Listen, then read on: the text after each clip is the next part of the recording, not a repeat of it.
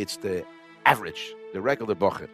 At the end of the day, when push comes to shove, the Rebbe is extremely important to him.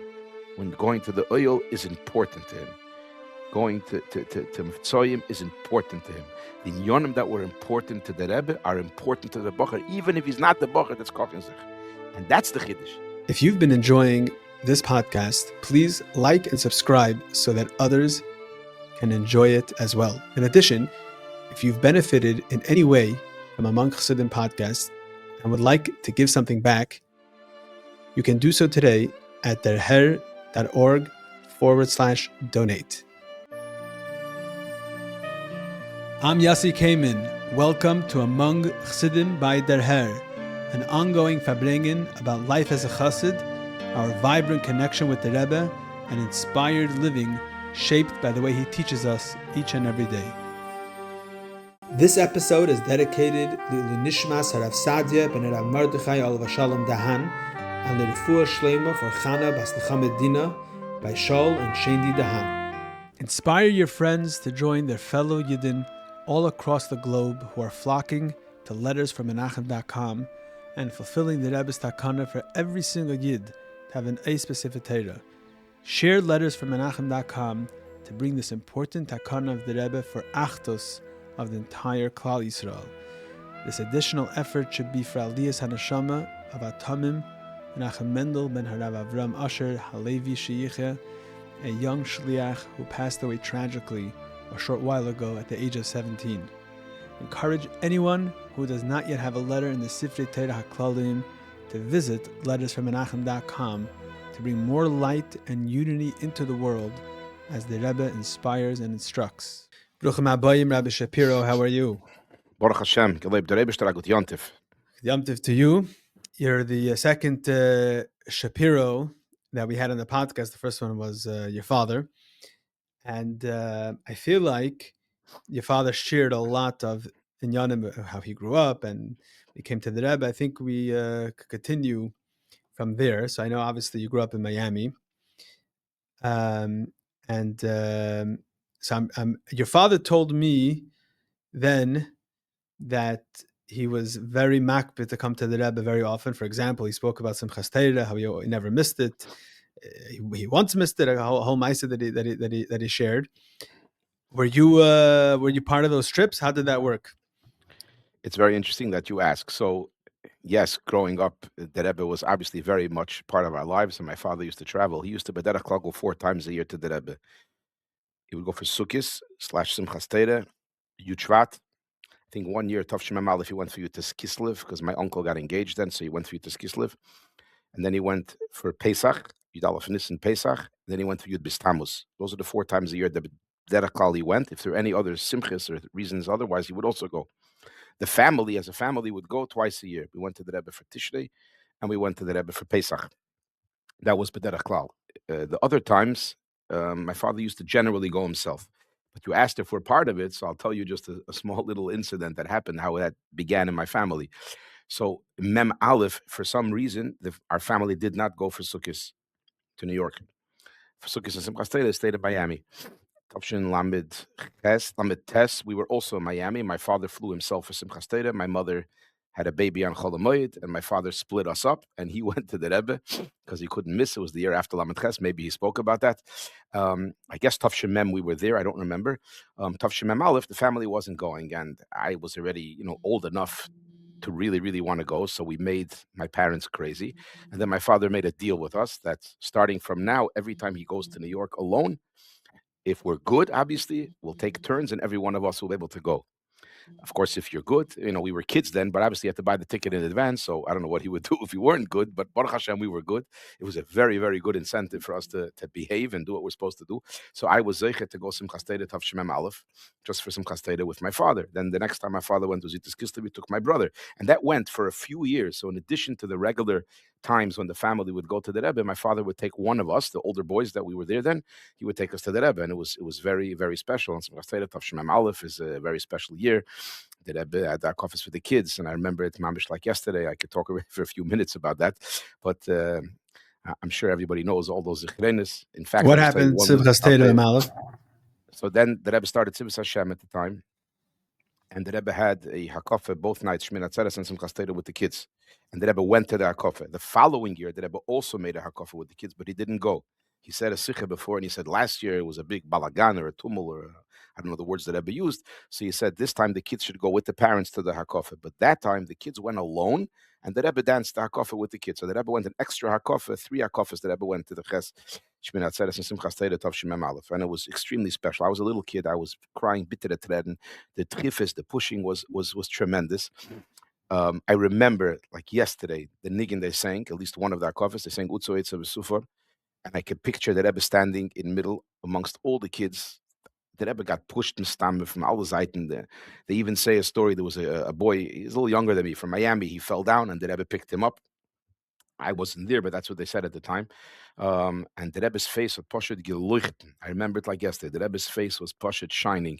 I'm bechlal a shtickle cynic when you see these descriptions in the magazines of how the Rebbe's face looked. I was by the Rebbe for many, many, many years. But I'm telling you that if you see a description of Simchas Torah Mem Aleph, the Rebbe's face had geleuchten, the Rebbe's face had poshet geleuchten. But I have a small little episode, I've said the story many times, that happened at the end of Akofis. So at the end of our office, my father's place with my uncles, the Zarchis, and others were all by the front of 770 by the Boren Kedesh.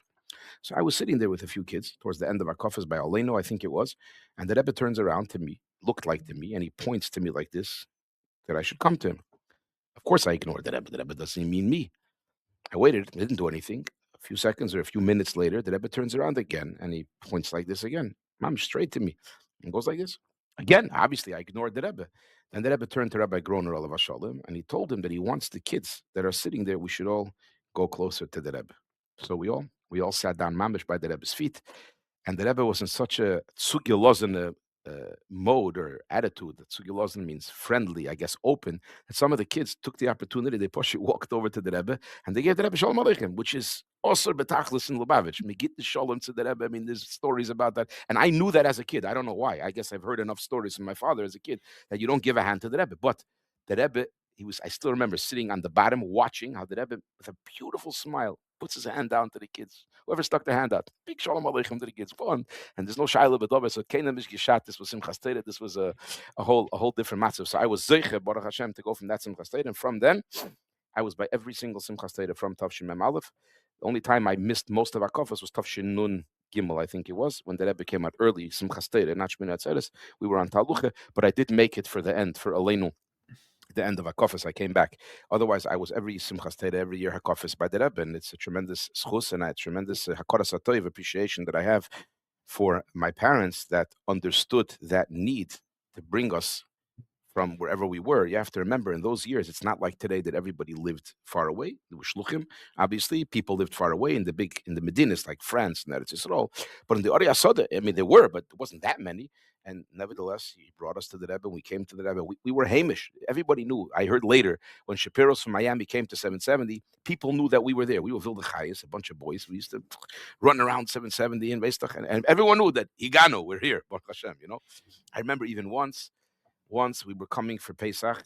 There was a big snowstorm, and we stopped over. They would take tickets that were cheap, so we had 2 stopovers in Charlotte from Miami. Could you imagine? And it was delayed. A long story short, the taxi pulled up from the airport at 9:30 to Crown Heights. So my father stopped the taxi at 770 with all the peklach from the whole family, took me and my brothers out of the taxi. My mother, he sent back with the taxi alone, go to my grandparents' house to pull the suitcases up and unpack. And we went to Fabrengen. We came to Fabrengen 9:30, right before the Rebbe came in. We parked, Higano. We came to listen to Fabrengen. I don't remember what year it was, Mem Gimmel, Mem Dalet, one of those, maybe Mem Beis, one of those years. So it's obviously was very special, and it was tremendous. And so how old are you when you came to New York to learn? So I came to New York to learn in Elul Tavshim Mem Zayin. So I had just turned 15. I just turned 15. When so you missed Hey Tavis.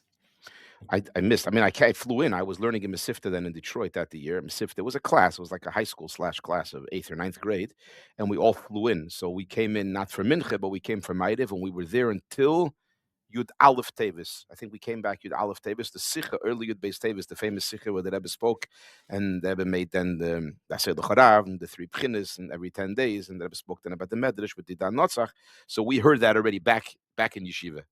So we were there from the night of Hey Tevis, it's this Motzoi Hey Tevis, that night for a whole week we were there.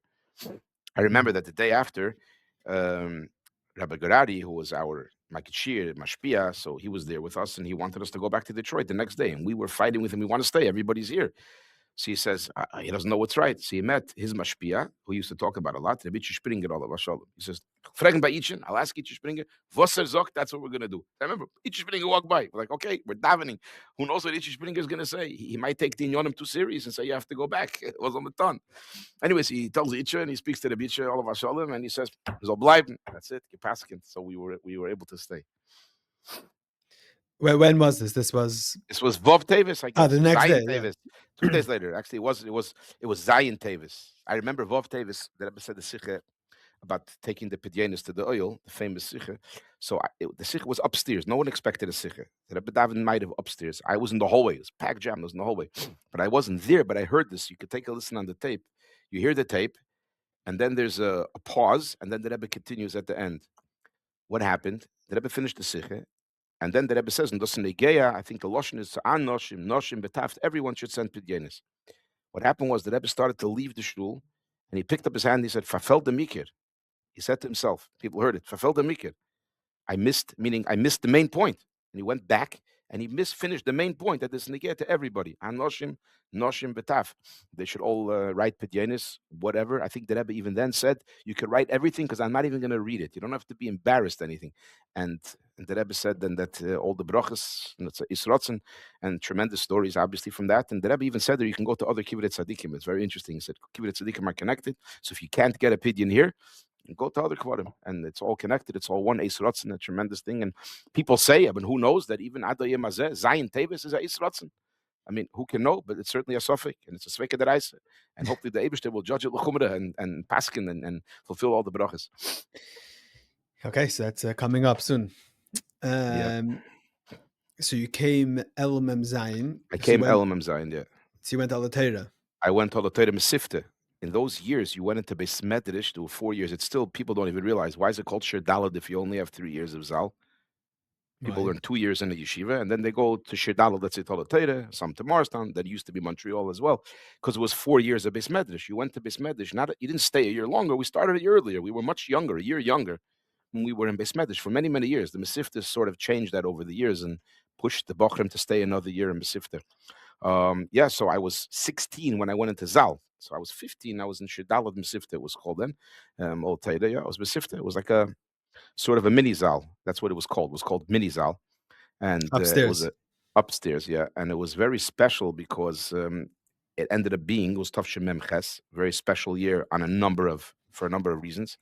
It was Tavshim Mem Ches was a special year, and also because of Chav B'Shvat, the whole shinoi of Anhogya throughout that year with the Rebbe being home, etc. So I was zeicher to be by the Rebbe, mamish, that whole year.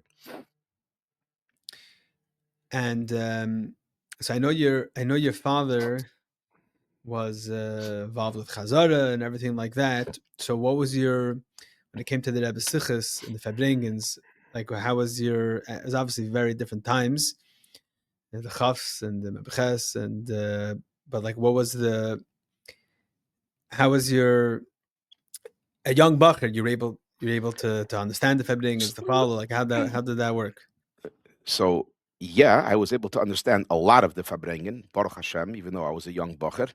I wasn't involved in specific chazorah, but I was chavedim with my chavedim who were chayzrim. For example, one of the big chayzrim who emerged around that kufa was my friend, Rabbi Yosef Yitzchak Jacobson, so sein gesund stark.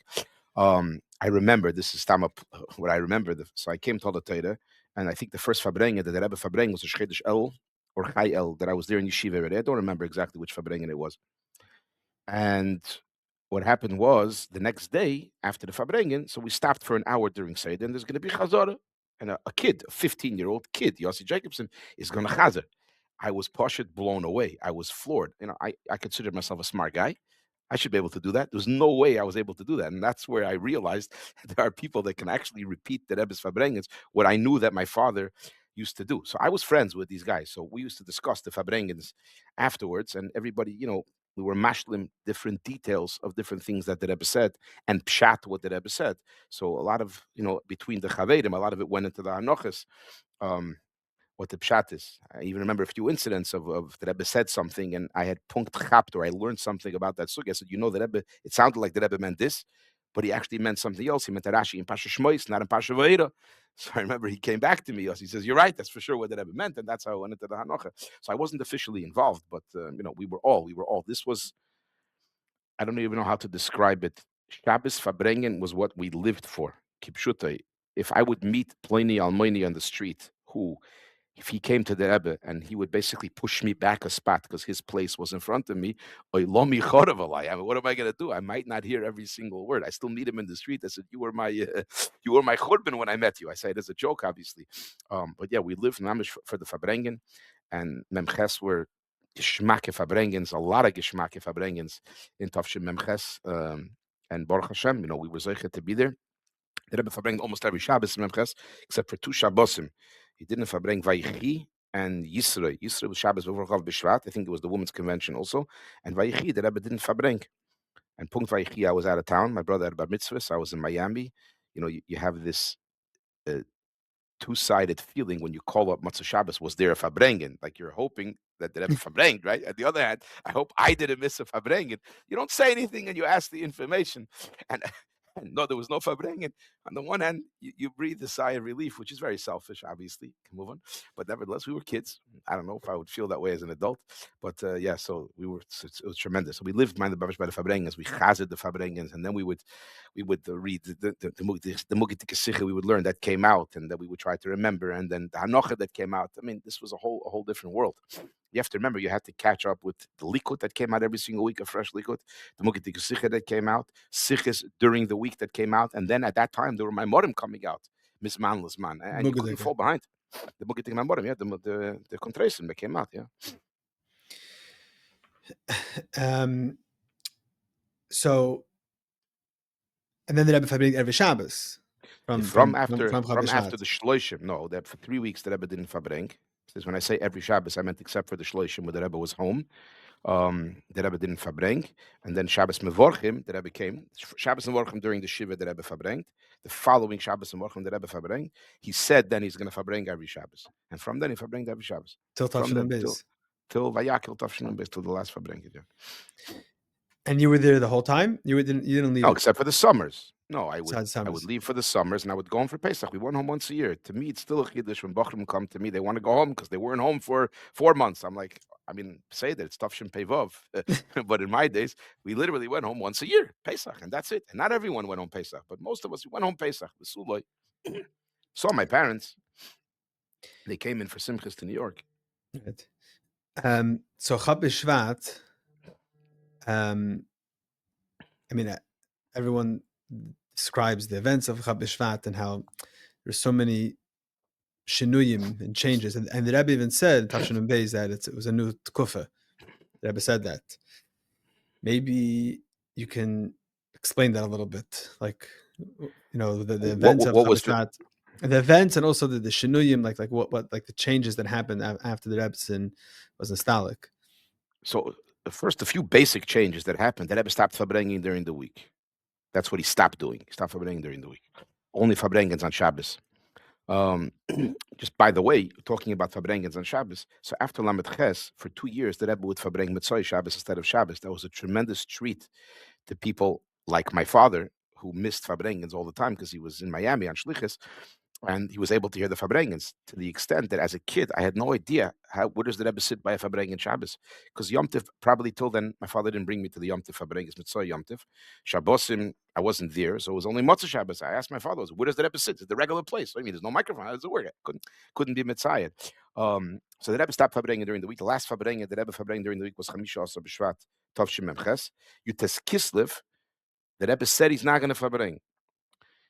Yud Beis Tammuz Tavshim Mem Zayin, the Rebbe said he's not going to Fabreng. He actually didn't say he's not going to Fabreng. The Rebbe said the Fabrengen is going to be Shabbos.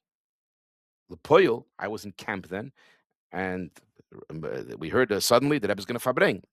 The Pashtus, the reason why, and I'm saying own Pashanut now, that why the Rebbe didn't want that Fabrengen to be official, because he didn't want it to be on the cable television, because the Rebbe spoke then very, very sharfa isis about the Crown Heights machloikis that was going on. That's, I think, one of the first times the Rebbe spoke clearly was Yud Beis Tammuz, then Tavshim Mem Zayin. Okay. Then Vav Tishrei was a Fabrengen, official It was with one of the cable. first times the Rebbe did speak about it in Memvav, no? I could be wrong, but he spoke clearly then about the Machlokes was Tavshim Mem Zayin. But the main big Fabrengen, when you do it to get blitzed in Crown Heights and whatever, the different Boros, there was all that summer of Tavshim Mem Zayin. So that Fabrengen, the Rebbe spoke Shar Fa'esis about Machlokes. So Mestame, Ulai, that's why the Rebbe said the Fabrengen is going to be Shabbos, and this was not necessarily Mamish Yud B'Stamas Fabrengen. Tesvav Tammuz, the Rebbe also Fabrengen then. That's when he said he gave out bottles of mashke to anyone who's going to make a Fabrengen at the end of Tesvav Tammuz, the Rebbe Fabrengen. This is Mem Zayin. Actually, the Rebbe at the end of the Fabrengen said, he mentioned the Gzeid of not drinking more than 4, and there the Rebbe said, this is what I remember, that's the words that Rebbe used, that the Gzeid is not just about drinking only 4, but it's not to become shikir. So the existence of someone shikir is already against the Rebbe's Gzeide. Yeah. Nicht werden chas v'sholem hepich von nichte. The opposite of sobriety. I think that's the word, right? Anyways, so then Vav Tishrei, the Rebbe Fabrengt, it was, I think, on cable. That's when he spoke about Hakel, and the Rebbe spoke about making the cards and that whole thing. Then Tes Yud Kislev, the Rebbe Fabrengt. That's when he started Podu B'Sholem on the way out. Agav, Maimer HaMuzger, I do remember, I think it was Memtes, could be Memches, and I'm confused. Shabbos before Gimmel Tammuz, the Rebbe Fabrengt. And then he said at the end of the Fabrengen, Ki Yudu, as a Klotz Kasha, Chat men sich nicht.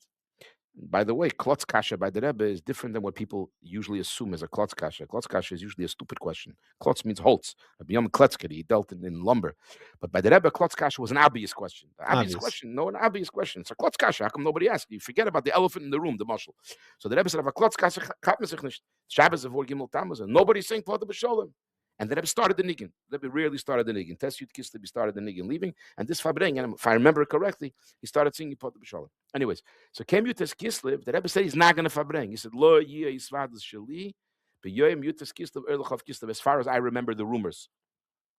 So everybody expected there's not going to be a Fabrengen. And Kiyudua, L'Toiva, you could be a Shinu L'Toiva. And then the Rebbe said that he's going to Fabreng. So there was a Fabrengen, Yutas Kislev, Tavshim Mem Ches. He said he's not going to Fabrengen, he Fabreng. Baruch Hashem. And then Chamisha B'Shvat was the last Fabrengen. After Chav B'Shvat, there were no more weekday Fabrengen. So that was a tremendous Shinoi. The Rebbe really started Sunday dollars much more, as far as I remember, official to speak to the Rebbe. I think it was unofficial, and I could be wrong, that it became like instead of Yechidus, it evolved from Tavshim Mem Vav. But I think it became more official that you're allowed to talk to the Rebbe. Started really after Chav B'Shvat.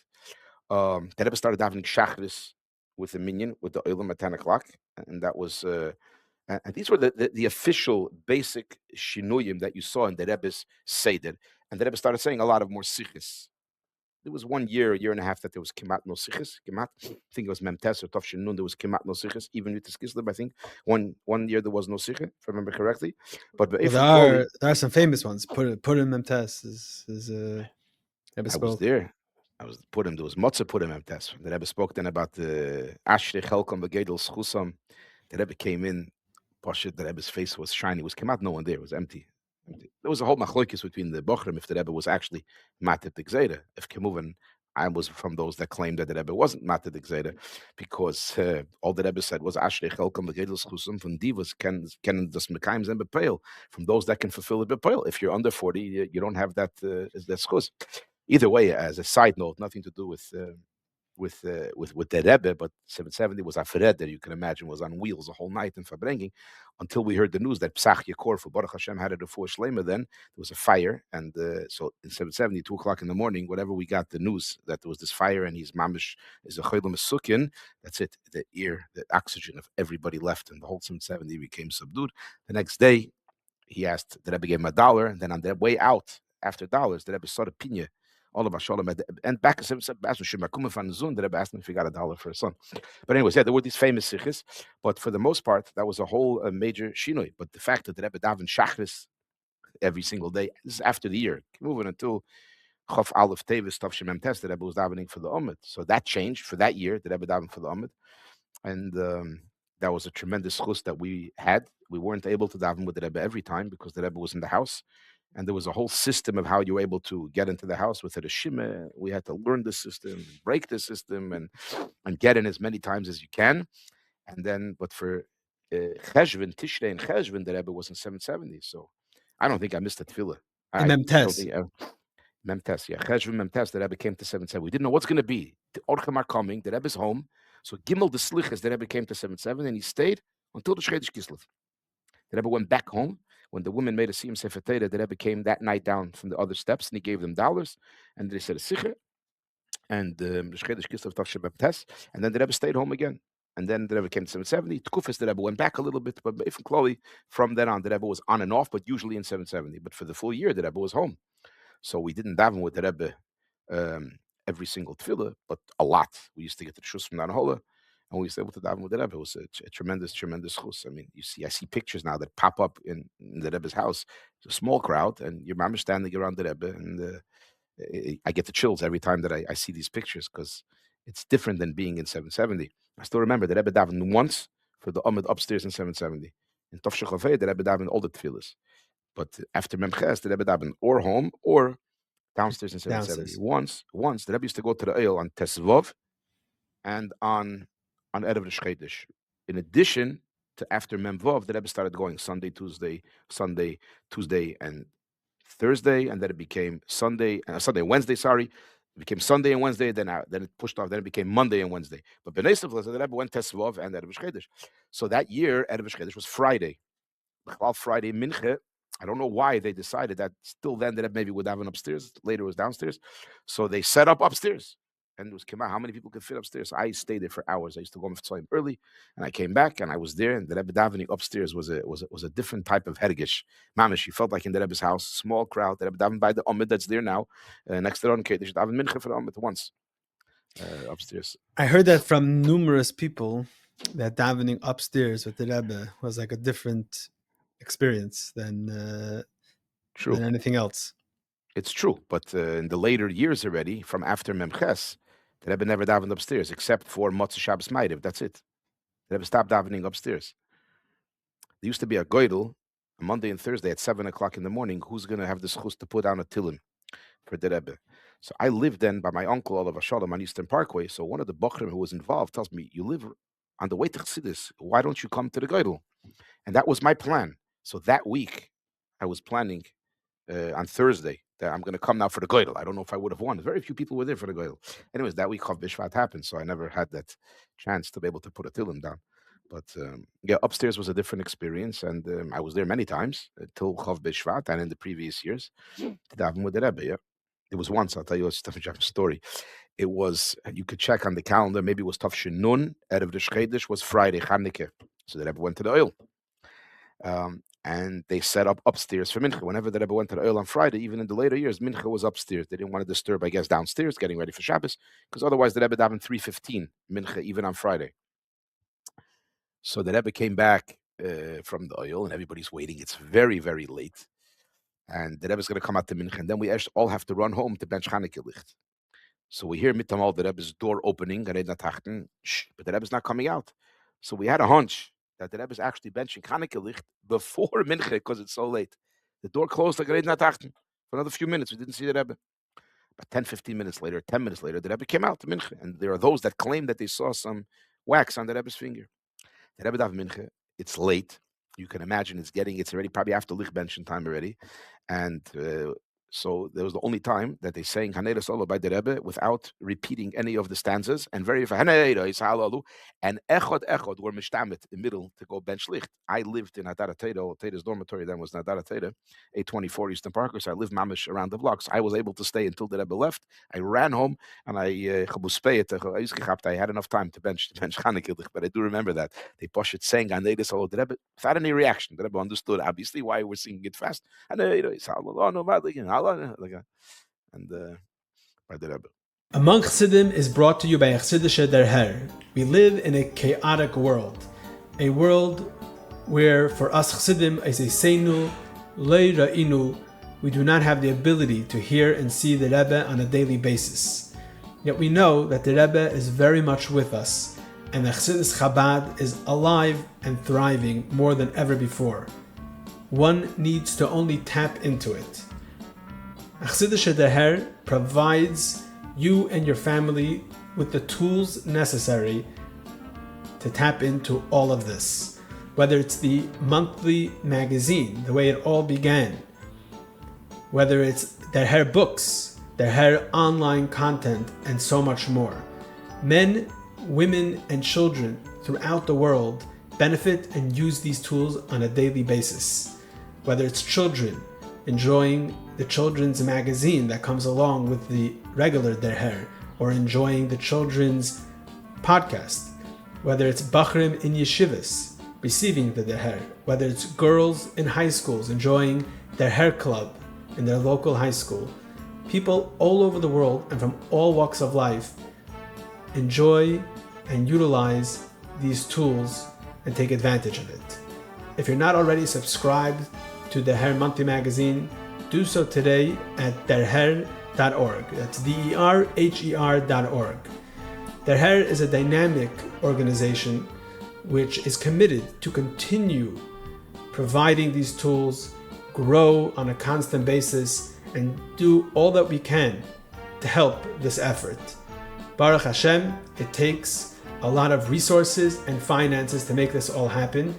You can be part of Der Hair through your financial support as well, through visiting our website derher.org, or through contacting us to setting up a meeting. Thank you very much. Enjoy the rest of the podcast. Okay, I'm very interested, B'chlal, over the meshach the years. You listen to the yuds and the chafs and the lamdas and the mems every, I don't know, decade or whatever. It's a whole different signet in the way the Rebbe speaks by Fabrengen. And I think in your years there were like the most changes in the Rebbe style. It's always very interesting to me how the Elam, there's some people that I don't know if they were able to understand, but those, the Bochurim, they were following the Rebbe Sichas, understanding that these changes, Elul Mem Zayin and Tafshin and Beis are like a very, very different. I'm curious, like how the Elam took it, or how, like, what was the way, or the way it was perceived. I'm interested in that. I don't have oisius to tell you, obviously, but it became very difficult to remember. In other words, and to follow, because the Rebbe would go from Inyan to Inyan very fast. We have recordings of the Rebbe Sichos from that Kufa.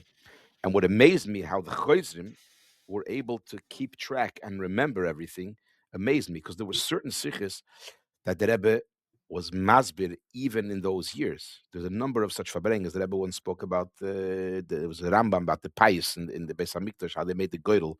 The Rebbe spoke very, very much and explained and elaborated. There was the famous Sichos Shmini Tainis Esther, the Rebbe asked the Shaila about Parshas Zocher, Tavshim Mem Tes. The Rebbe explained himself. Vayakel Nun Beis. People don't realize Vayakel Nun Beis was a fabrengen that literally was 15 years back, the way the Rebbe spoke. You can't even feel it from the Hanocha. The Rebbe was speaking, his hands, I used to stand on the side of the Rebbe, his hands were under the table moving. Where did you stand? The Rebbe was masbir, like behind the Rashak's place over there. That's on the side, that's where I stood. And the Rebbe was involved, mamish, it was loud, the whole 770 heard. Not only that, there was another Fabrengen, but this was one of the only Fabrengens that were sort of interactive, meaning the Rebbe said a statement which actually taught me something tremendous, that sometimes the Rebbe said something that we didn't understand what he meant. Okay, so sometimes you could think maybe it was like a plate of sapeh, right? You could think, and that could happen too. But here, the Rebbe said something, the whole 770 was stunned. They picked up their head like, did the Rebbe just say that? And the Rebbe gave a smile and explained himself. So here, because the Rebbe saw everybody get surprised, so the Rebbe explained himself. He said that none of the Rebbeim went to Eretz Yisrael. I know I was standing on top on the stage. I watched. People used to sit with Fabrengen like this. Their whole heads went, huh? The whole 770 went, huh? Literally, loud, huh? And the Rebbe gave a smirk, gave a smile, and he said, und das was der Rebbe der Schwede ist gefahren, is not given als a vertret a tachlif. He said these words. It was only as a substitute, because he couldn't go to the Kvarim in Lubavitch anymore. So that's why he went to Eretz Yisrael to go to Kibbutz Tzadikim. But really, there wasn't the pshat that he went to Eretz Yisrael. So the Rebbe could have said that statement. It would have gone, and it was like, what did Rebbe just say? But that was what he meant. Obviously, that's what he meant. But so yeah, it was very, very difficult to understand many of those sichos. They were published later, and we learned them. And but there were it wasn't still one way only. There was different sikhs and different kufis, and the Rebbe spoke differently. You're saying even in that kufa, Even in that kufa, it wasn't. There's a sikha that Rebbe spoke. I think it was Mem Tavshin Nun Shabbos Cholamoy. The Rebbe said 2 sikhs Shabbos Cholamoy Sukkis. People left after the Rebbe finished the sikha. They thought it's over. They left. The Rebbe said a Rashi sikha. The Rebbe already wasn't speaking the regular Rashi sikhs anymore. Tavshin Nun? Yeah. I thought the last one was Memtes. Correct. Which Rashi sikha? Which maybe I'm confusing Memtes and Nun. I forgot what Shabbos is. The last. Okay, Nun Beis that Rebbe spoke on the first Rashi. This wasn't Shabbos. This was Sukkis called Shabbos. Okay, saying it's not. By the sikha, it wasn't Shabbos by Fabrengen. The Rebbe finished the sikha. I think the Rebbe started out to the Chartonu. After the Nigan, he studies Rashi sikha now. Pasha Baruch. And I couldn't see. I was very close, but one of my friends told me the Rebbe picked up his hands. It wasn't pshat. Like he picked up his hands. So there were different sikhs even during that kufa. Even Klali Taka became different. But the Rebbe was much more with the oilam. The Rebbe gave out kontresim, and he stood hours with dollars. There was a whole different shinui and the yachas.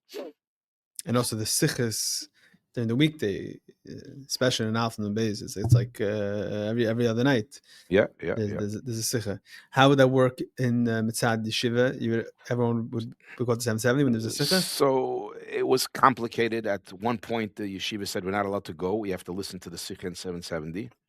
In El Teira.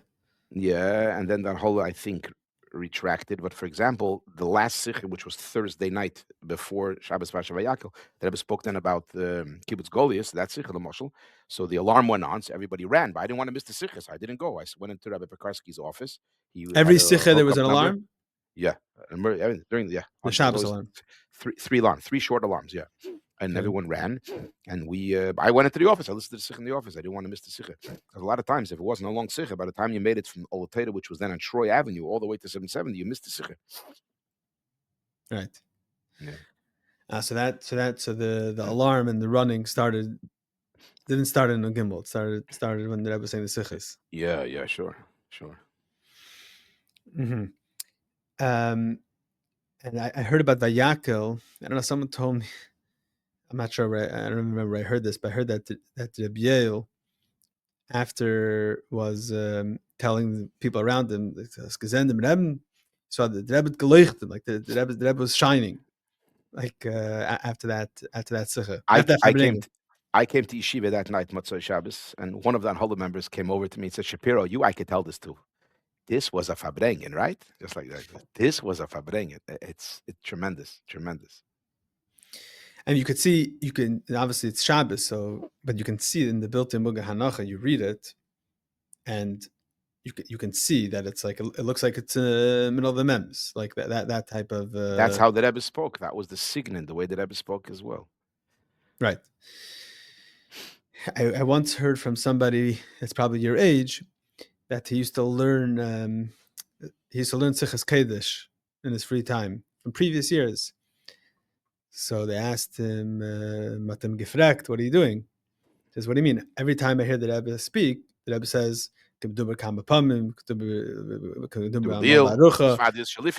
yeah, I wasn't here. I don't know. So I just have to be on the Rebbe's program. I have to catch up and to make sure I understand what the Rebbe is saying. I don't know if that was a common thing that this person did. Listen, I always tell the Bochurim today, you know more about the Rebbe than I do. Because to you, it's one miksha achas, Tavshin Yud, let's say, or Tavshin, whatever year you're starting until Tavshin Nundal. It's one miksha.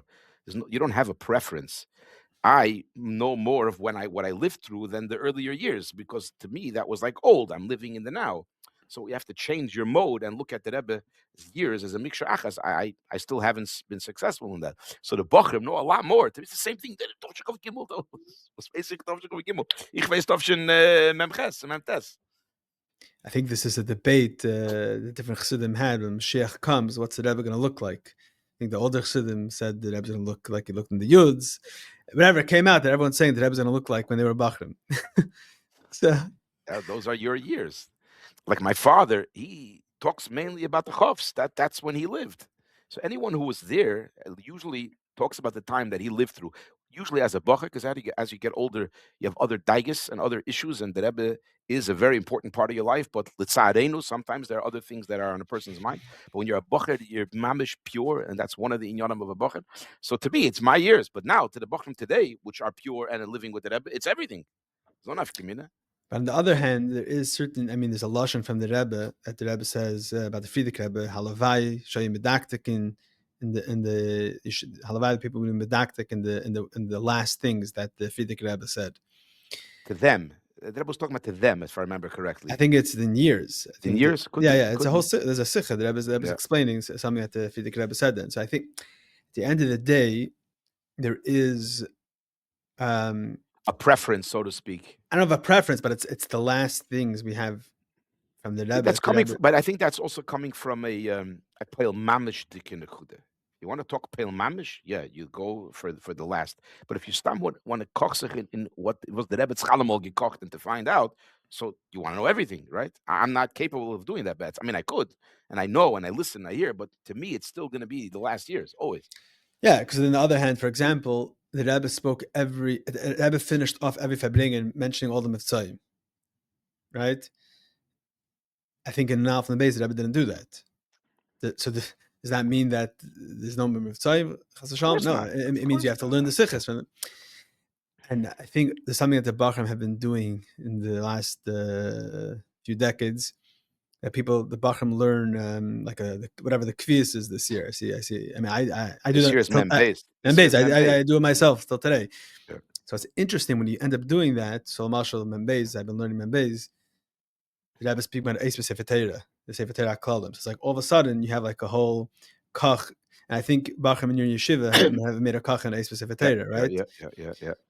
So they print it, right. So it's like you're living with the Rebbe in a certain tkufa, just that's because you and your chaverim are learning that at the time. So interesting.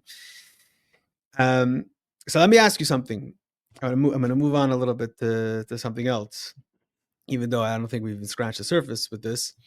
But I mean, you are a part of Anaholas Yeshiva, and you started talking already about how Bochurim live with the Rebbe and Bochurim no more, and maybe and even yourself in certain instances. I mean, it's something. It's a challenge because it's for better or for worse. I mean, obviously you had a choice, and there's more chassidus Bochurim, less chassidus Bochurim, but you're there. It's the atmosphere.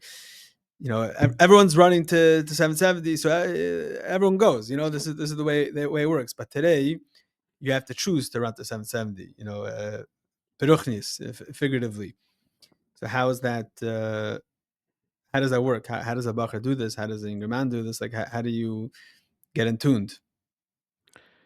The problem with asking me that question is because I'm from a different kufa. I used to say, and it might be a little controversial, when we were bochurim, so the mashpiyim would fabreng a lot of times that the yechidus kololis, for example, is just as the same thing as the yechidus pratis, because the Rebbe said so. I used to say I was cynical. It's true, but I read the same sikha that you did. But why should I be mekabel that from you when you were zeichet to be yechidus? I want to hear it from somebody who wasn't by yechidus, that he actually understands and internalizes and believes that it's taka the same thing. Because you're just repeating what the Rebbe said. I don't need you for that. So I'm using it the same way back. When I tell a bochur things about the Rebbe, Kresha Chochmah, big deal. You were there. So it's very difficult for someone like me to give eitzes or to tell people how they should koch sich in the Rebbe and in the Rebbe's in Yonim today. But they still ask me, and I guess they want to hear. I don't know, but it's very difficult, and I don't know where I would be. You see, I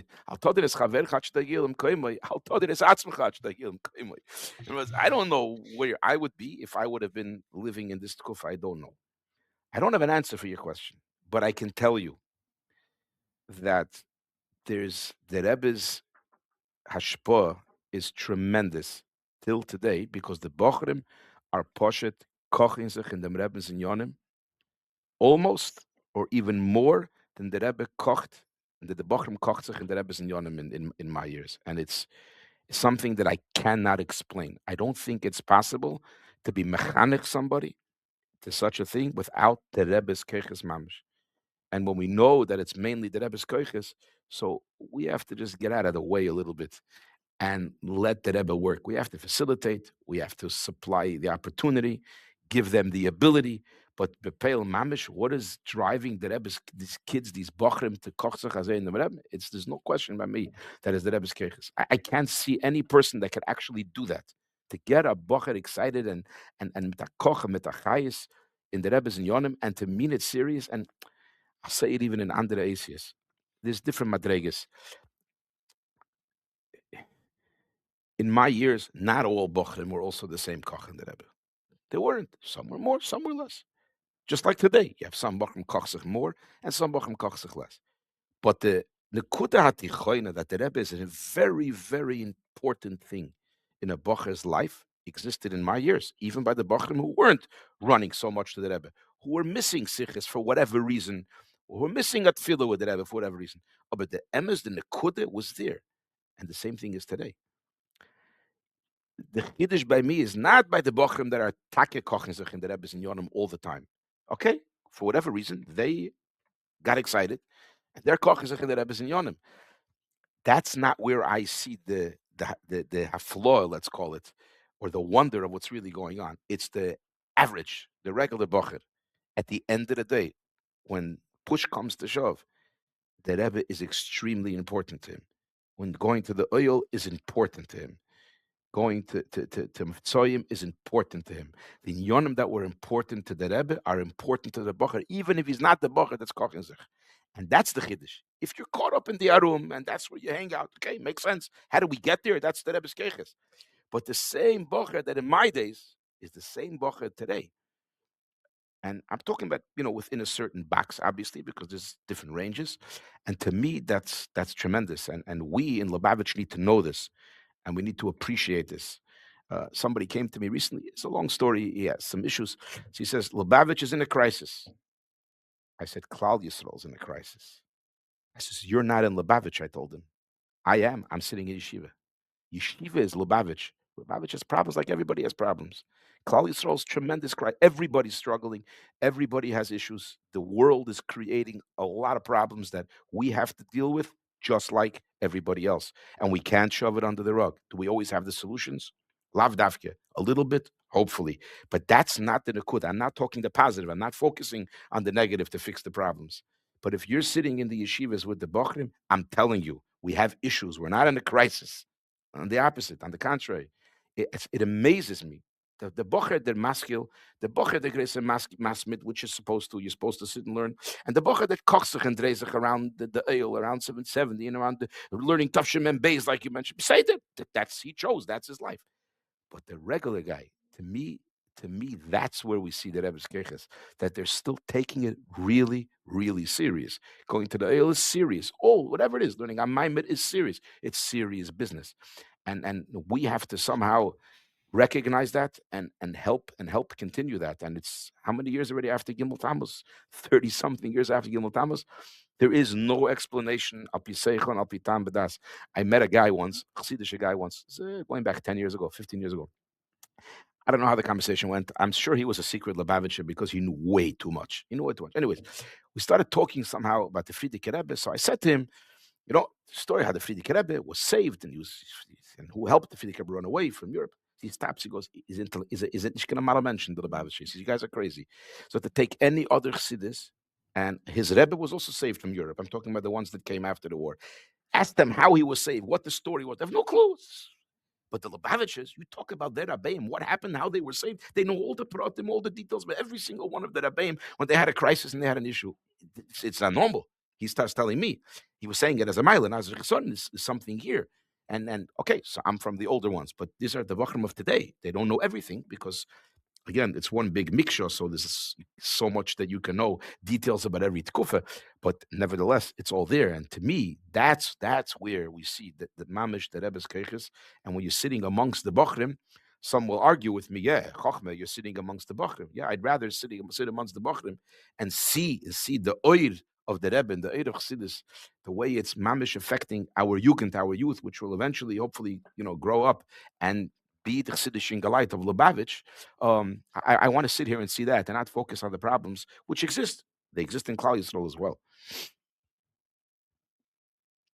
And there's a reporter that came to the Kinnis Hashluchim one year, Israeli. This is a while ago, but many years after Gimmel Tammuz. He wrote, these Lubavitchers, they talk about the Rebbe like a kid speaks about the father in the middle of the shiva. Like that's how much they're talking about the Rebbe. And I think you said it good, that this has nothing to do with us. This is the Rebbe's whatever hashpah that's making it possible. There's no textbook how to do that. There isn't. And we can sagen that alle haben zugetroffen. Everybody figured out the textbook, in all the yeshivas and the basic general Klodosdike bochur of today. We didn't figure that out, So it's the Rebbe's koich. It's not a question. Look, it's not a chiddush. If the Alter Rebbe said about Yitzchak Kislev that it's going to be Yukba L'Moyed Tmidi B'Yisrael, like how does he know that? How does he know that it's going to be a Moyed Tmidi B'Yisrael?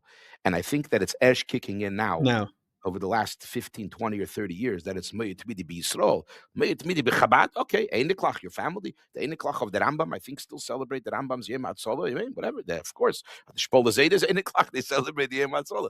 But the Alter Rebbe said, Yukba L'Moyed Tmidi B'Yisrael, that it's going to catch on. Ganz Klal Yitzchak Kislev is not a Lubavitcher Yom Tov anymore. We also celebrate. Klal Yisrael celebrates. It's an amazing thing, right? So there's a whole different koiches going on over here.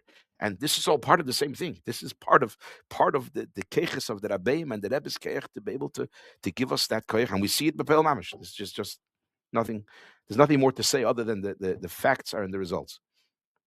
Right. I said this to someone. He got all upset at me because he was tiny. Then you're throwing the problems under the rug. I said, that's not what I'm talking about now. When you have to deal with the problems, you have to deal with the problems. Of course there are issues. Everyone has issues. Yeah, whatever. I mean, on the other hand, I mean, there are those that to say that Gimmel Tammuz was, obviously, to say that this was something that anyone would have chosen, anyone would have wanted to be in such a matzav, I don't think that's the case, right? Obviously. Yeah. Obviously, this look, you have to look at the silver lining in every single situation. The fact of the matter is, it's after Gimmel Tammuz, and we have the Yatim B'Chayoyi. That's like saying, Halavai, every tzaddik should be nostalgic min ha'olam because you want the Yatim B'Chayoyi. That's exactly what someone Chas v'Sholem might say. No, of course. Is it less, as ich stated, that it's not Yat, you only have Chayoyi, and after is Yatim B'Chayoyi. But when you get to Yatim B'Chayoyi, you have to recognize that. And it's all part of the process. We didn't decide how this works. The Rebbe decided how this works. So the process is that there's chayoi and there's yatim b'chayoi. And when we're in the matzah yatim b'chayoi, so we have to understand it, recognize it, and sometimes just get out of the way. Right. You're saying even though in Tafshin Nun Beis, if I would have told you that we would be having this conversation, you would have told me I'm off the wall. Completely. Look, we believed Yatim B'Chayoyi. The Rebbe said Yatim B'Chayoyi. And how did we explain Yatim B'Chayoyi at the time? The Rebbe. When we heard the Fabrengen of menahel, which I was there for my Yechidus Bar Mitzvahs, I was doing it Tammuz and Tesvav Tammuz, and the Rebbe screamed about Yatim B'Chayoyi, about the Svarim. And I was a young kid. I understood, a little bit what was going on. Not the story, the background. Nobody knew, but I understood what the Rebbe was saying. So where was the Yatim B'Chayoyi? The Rebbe's the Yatim B'Chayoyi. No one thought any further. But the Rebbe said it clearly by Fabrengen. People, I don't think they pay attention. When the Rebbe was speaking that, he said the following words, Tesvav Tammuz menahel, und das ist Negeya zu jeder Chosid ad soif kol hadoiris. Those are the words the Rebbe said by the Fabrengen. At the time, no one paid attention. What does ad soif kol hadoiris mean? What the Rebbe really meant to say was after my lifetime. That's exactly taich in simple English. What Yeder Chosid Ad Soif Kol Hadoros. He was saying this, that the Yatir B'Chayoyi, he was referring then to the Frierdiker Rebbe, but of course it meant himself as well, is Negeya to everyone Ad Soif Kol Hadoros, and we have to remember and appreciate that. And the Rebbe was telling it to us as Eberemes. Of course, we ignored it then. And the same thing, the Sichos, there was very strong Sichos in Tafshin Yud, where the Rebbe speaking about, I think there's two tkufas that the Rebbe spoke very strongly about this, by the Svarim and then Tafshin Yud. It's the same thing. I don't know what they were thinking in Tafshin Yud when the Rebbe was speaking about how the Frierdiker Rebbe is still here and everything's continuing. But and there's a famous letter, I think it was Avram Pariz wrote to the Rebbe Zol Gesund sein. So the Rebbe said, I like the fact he wrote on the Frierdiker Rebbe Zol Gesund sein. I think, I don't know if I would have picked this up. I think in his letter he meant the Rebbe. For sure, not even a Yeah, question. right. The famous That's word of a shot. city year Kodesh, for example, the Rebbe chapped on Mm-hmm. that word, but Yud he always said a city year Kodesh. I believe Ben Shashamte wrote a letter to the Rebbe that he has a remes for the Rebbe. Right. Koil asher yavoid tachas hashvato asiri, the one who will be instead of the one who was installed b'shvato asiri, year Kodesh. That's what he wrote to the Rebbe. The remes for the Rebbe was a city year Kodesh, was the Rebbe, not the Friedrich Rebbe.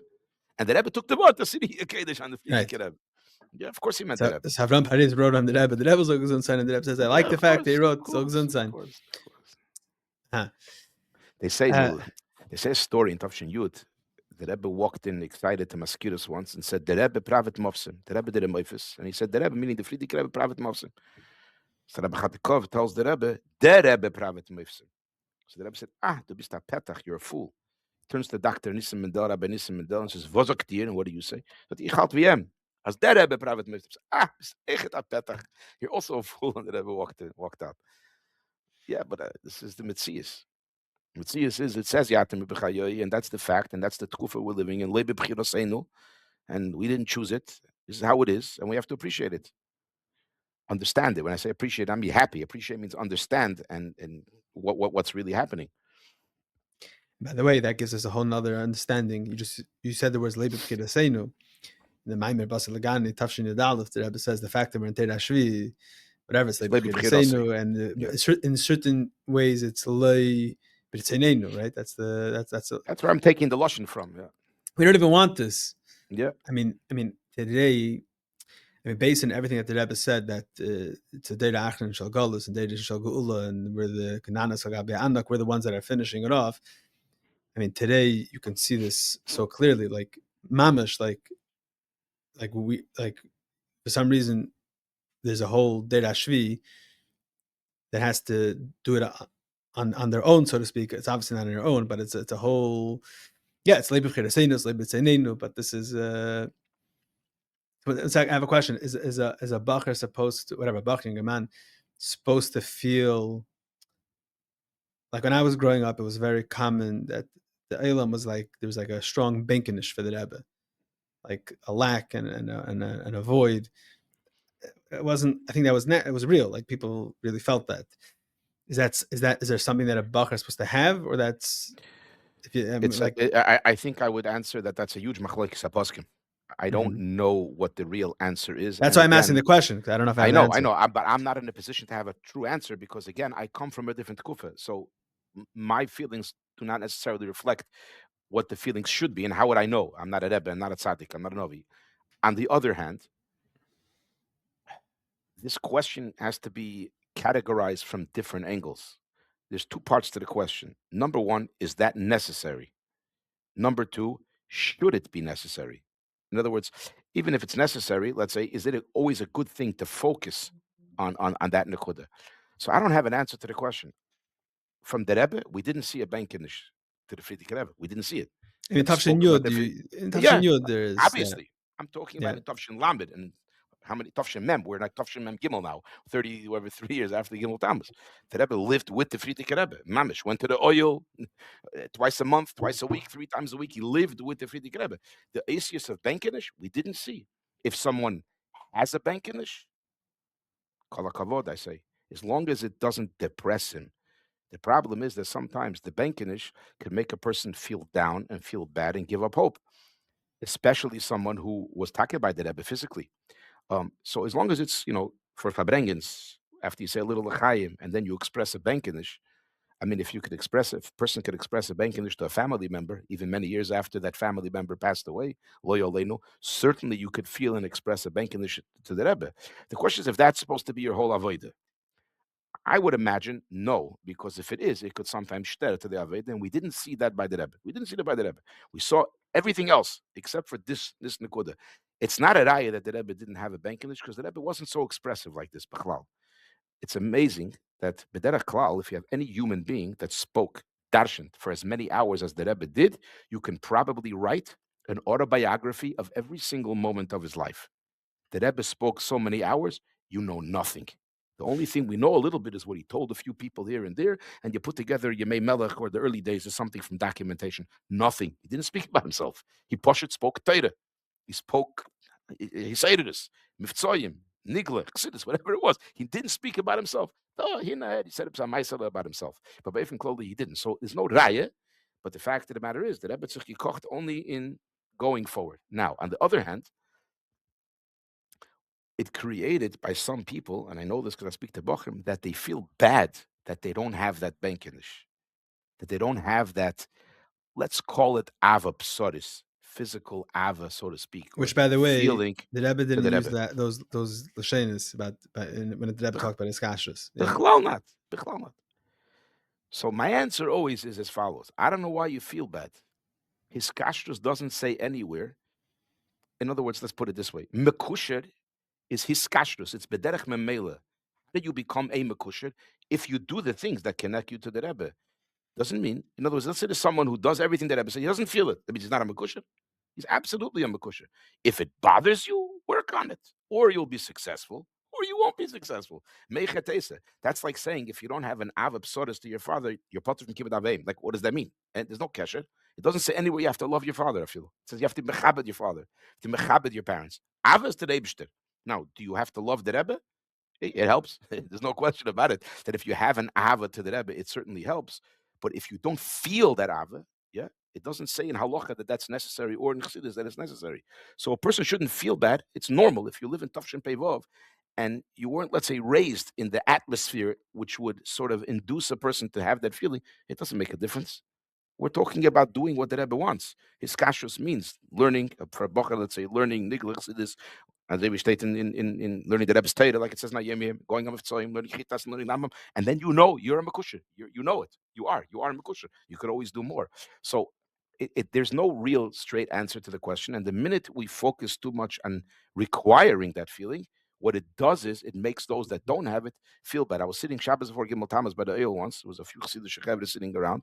They were Lubavitchers, and one of them was crying bitter at Tereren that he doesn't have an Avab Sodas to the Rebbe. I looked at him like, really? That's what this is about? It's nice, but if I bring it, you can cry like that. But that's not what this is about. You're doing what the Rebbe wants. You're going on Mitzvahim, you're teaching Chassidus, you're being Mefetz the Mayonis. What more could you ask for? It bothers you? Say that. Figure it out. It's the same thing if people complain that they don't have a feeling for the Torah mitzvahs that they're doing. That's like saying, I don't have a feeling to change the diaper of my child. You do it anyways, because that's what you're supposed to do, and you do it anyways. Now, if you want to be miserable, so you'll be miserable. If you want to figure out a way to make it work, figure out how to make it work. But that's all secondary. I think the main thing is doing what you're supposed to do.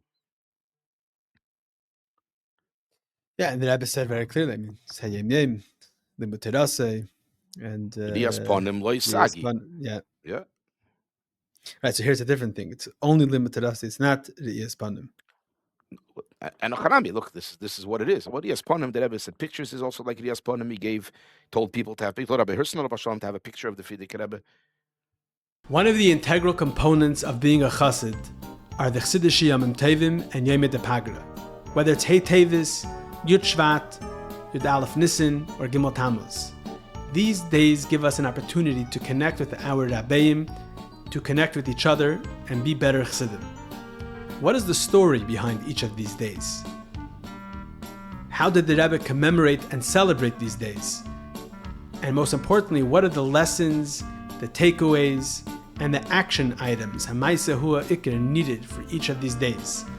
All of this and much, much more are answered in the new set recently published by Der Herr. Our Days is a journey through the Chabad calendar in story, meaning, and practice. With over 700 beautiful, glossy pages with elevated content, beautiful, beautiful photographs, you, your family, and friends will enjoy and live with each Chassidus Yom Tiv. This book is a must for every Lubavitcher home, for every shul, for every school. It is a perfect gift item. This will not collect dust. It will be used day after day, month after month, year after year. You can have this set. Go to derher.org/our days.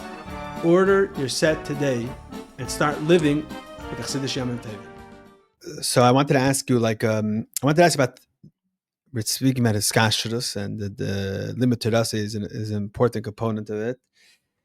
So I think I had a mashpia once that was talking about that there's different components and elements of a chassid and a rebbe. There's a chassid, there's a rebbe. I think, if I remember correctly, what he was saying was that he was a bochur. This was in the Lamids. There's another feeling that we felt, and that was like a Talmud and a rebbe. We mamish felt like the rebbe's talmidim. So when he learned the rebbe's Torah, so I know I mentioned in Beis, I just watched the Yitzhak Kislev. The Rebbe goes, this is whole Hadrin, Bavli, Yerushalmi, difference in Bavli, Yerushalmi. The Rebbe is so verkocht in the way he's saying it over. And I think it's a chiddush of our Rebbe. I mean, there's the limud achsidus that all the Rebbeim obviously taught, and especially in Lubavitch, the Bochurim are kaching in the Rebbe Shabbos Memorim. But there's like a whole nother element by the Rebbe that Mamish the Rebbe spent hours upon hours, in your times, every single Shabbos, and so many videos and Sichos and Sichos Kedesh, and so many ways to access it. And sometimes I think it might not be like, I don't know, it's not appreciated, or it's not, there's not enough emphasis put on the fact that being a chas of the Rebbe, you have to mamish be able to have the relationship that you have with the Rebbe has to be in a way that, like, I learned my Rebbe, not just who I followed, who I learned from in Torah. So maybe that's I don't know. So my question for you is, what are the elements in the Rebbe's Torah, like, that, to be focused on, and how do you acquire that? I know you deal with Bochurim, but everyone's So there's Ketanim b'Shanim, and the this Rebbe says Ketanim and Yedis. So there's two really parts to this Nakud there, and I'm not necessarily the one that knows the answers. First of all, there's the etzem fact that the Rebbe kocht sich in Torah.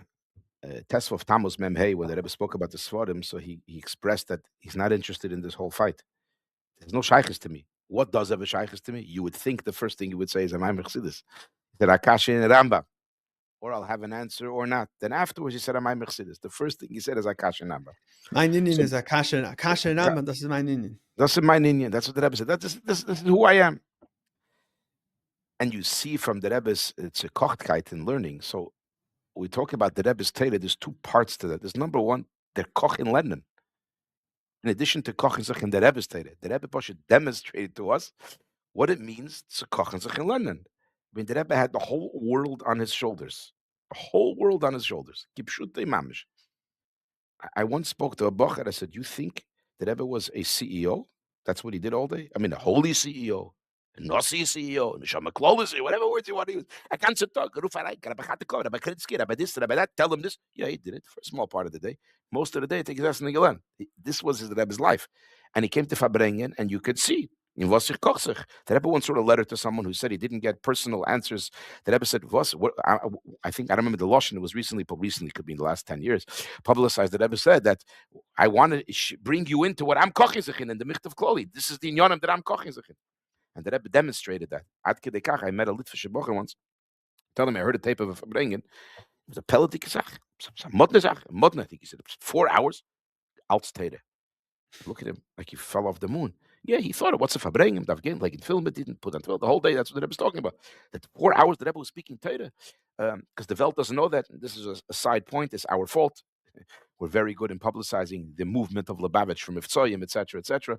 But the Rebbe's gadlus, Torah, we have somehow, for some reason, failed to publicize that to Klal Yisrael completely. I mean, you're average. And those that know, that Ad Kedei Kach, there was a Litvish guy came to Morristown once, tells me, the Rebbe I know, he knew how to learn. His father also knew how to learn. At that point, we didn't have the Teres Levi Yitzchak and whatever the Svarim from the Blevik on the shelf there. I would have shown him. It's Chinese that even I don't understand the word that it says. That's how big of a Talmud Chacham he was. But they don't know, and there has to be some. This is Stama Maimer Amuzgir, something to be done that we can push bring the Rebbe's Gadlus Batayda. That if you get interviewed by a Litvish magazine, they're never going to make the Rebbe bigger than the Litvish Gedolim. Schusam. But they have to come out that the Rebbe is at least as big as, let's say, those days they call him Reb Chaim Kanievsky Zatzal, right? At least, right?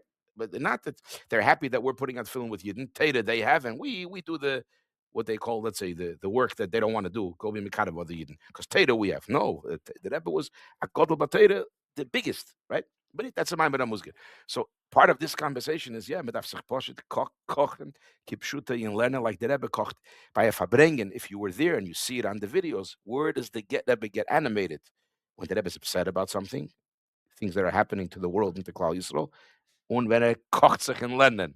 That's where the Rebbe gets excited. Mamish, it's unbelievable. Yeah, So that's in this Fabrengen I'm talking about, the Skislev, the Rebbe says a whole Sikha Shleim Sa'aretz. The Rebbe is screaming. But the Sikha before, I think, or 2 Sikhs before, the Rebbe says a Hadrin. The Rebbe is screaming as well. The Rebbe is mamish. Like, but there was once a Fabrengen, see, in Sichas Kodesh, Achim Shapesach Tavshin Lamed, it's famous Fabrengen. But the next Fabrengen, the Rebbe complained that I spoke 15 minutes about President Johnson and politics. And them was the Elam gekocht in the 15 minutes. That I spoke so much in learning. Nobody kocht like that. The 15 minutes about politics, that's what everybody was koching. And the Rebbe spoke about it because he had to speak about it. But the koch has to be the koch in learning. So that's number one, the Rebbe's, I myself saw, I mean, I was once inside by when the Rebbe gave the love ministregim to the Miyuchosim and then to the Vad Krachabad. The Rebbe said a sikha to them when they presented the Rebbe. So I was punked inside there. I got in and I was on the steps and I was looking over the Rebbe's head because I was higher on the steps into the Rebbe's room. And I saw whatever, the Rebbe's table. The Rebbe's table was mamish opposite the room. And you could see the Rebbe's Shulchan Aruch was opened. The Rebbe's glasses were on the Shulchan Aruch. His chair was moved. Ki'ilu, as if he was Pashut sitting and learning Shulchan Aruch. Probably, I imagine Hilchas Lulav. I couldn't see, he's going to pick a Lulav and Esrog till the minute that he got up and went outside, and the Sefer was still open. That's what the Rebbe was doing, sitting and learning till the last second, mamish. I mean, Rebbe Moshe Ketlarsky, Olav Shalom, says a story. He peeked in once the Rebbe was sitting with a Sefer, a big Sefer or a Gemara or Shulchan Aruch, till the minute of the Fabrengen. He closed the Sefer. And then the Rebbe went down to the Fabrengen. He didn't waste a minute. He sat, pushed, and learned. Anyways, and you saw it, the boil. The Rebbe wasn't the Hatz Nelechas in his learning. I mean, he for sure was, because we don't know even Hashem's menu of what the Rebbe was learning, etc. But he made it open that this is my Inyan. So that's point number one. And there's learning the Rebbe's Torah. There are actually, it's when you start to learn the Rebbe's Torah, and I look now when I learn a Sikh of the Rebbe, and when I was a bochur, it's a different limut, okay? Because you're more mature, you're older, and you see things differently. So when you're younger, you're like just learning the sikha. You're not learning, and also you don't know enough. You don't know a lot. Now, when you know more, you push it around. So you look at it from broader lenses of what the Rebbe is really doing here, and it's amazing. And you have different kinds of sikhas. And it's hard to tell a person to choose what talks to him more of the Rebbe's Torah, because when it comes to his kashrus, it doesn't make a difference. If you learn a Maimer of the Rebbe, you learn a Sikha of the Rebbe, what's known as the easy Sikha of the Rebbe, a Nigla Sikha of the Rebbe, a Rashi Sikha of the Rebbe. But if you learn more and more and more, it literally, and you appreciate learning, because number one, if you don't appreciate learning, the Rebbe's Torah is not going to do anything to you. It's not. I mean, Beruchnis for sure it will. It's kashrus.